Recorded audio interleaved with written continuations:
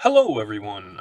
My name is Lillevik, sometimes known as the Meerkat Monarch, and today I thought I would do a small book review of the book Malice by John Gwynne. Now, it's been a while since I've read it, so if I get anything wrong, blame my fucking brain, which is a bit messy sometimes. Um, it is the first book in a series of, I think it's 4 or 5. Um, it's followed by Valor, uh, which is a really nice cover as well, and Ruin, which is the third book. Yes, book 3. Just making sure. I haven't read Valor or Ruin, but I have read Malice. As you can see here, I have a tendency to break the back of my paperbacks when I read because I'm very much I guess I would call myself a bender of backs. Ha ha ha. It is a book which is, how do I say this? It follows a young man or young boy called Corbin,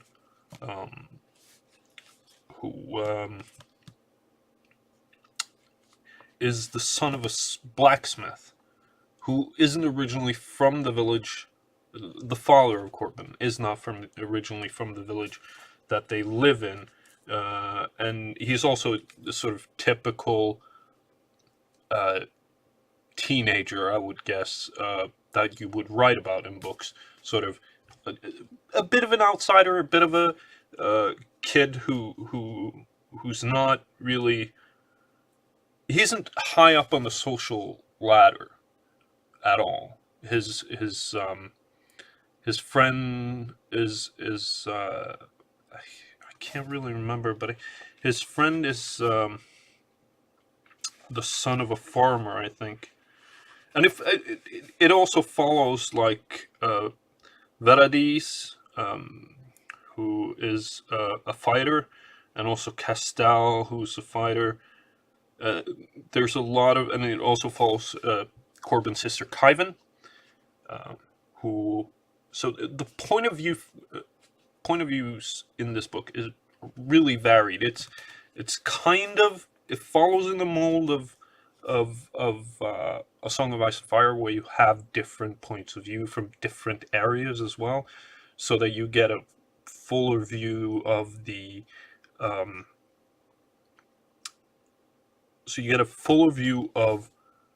actual world, which is something that I have been trying to do in my own book, Is Mark the Mark Boy. I shouldn't really mention my own book in a book review, but it the book is, how do I put this? It's it's a little over 600 pages, and it's not a slog to read. It's not a complicated book. It's very straightforward. I like it. A lot of people compare it to, or say that it sort of draws from Norse culture. As someone who knows Norse culture and has studied it for many years, yes, kind of, but also kind of Celtic, also kind of Saxon or Germanic. So I'm not really sure. I guess John Gwynne has said that he took some inspiration from Norse culture, but I wouldn't necessarily be absolutely sure that it is inspired by Norse culture. But it's a good book. It follows the life of Corbin, and there's also a prophecy in there called the Black Sun and the Bright Star. there's also a bordering on a civil war. There's some giants in here that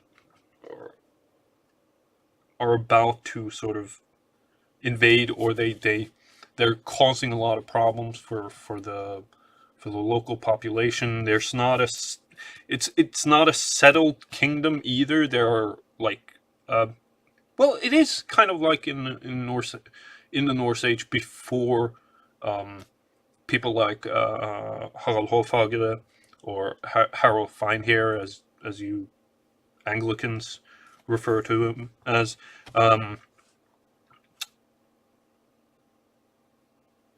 So it is in the same way, because there are several minor princedom or principalities everywhere, and it kind of follows the efforts of one person's attempt to gather them. Now that is not Corbin. Corbin is far too young to do that. It is a prince. I can't remember his name right now, and I beat myself up for not making notes before I do this review, but I promised people a video before before the end of the week, and it's Sunday, so I wanted to do this before I sat down and write my new book. The only thing I would say about this is I do remember when I read it that I guessed who the Black Sun is about a third of a way into the book. Now, that's not necessarily the sign of a bad book, as maybe the sign of me reading far too many good fantasy books and being able to see the recipe before it's, you know, cooked.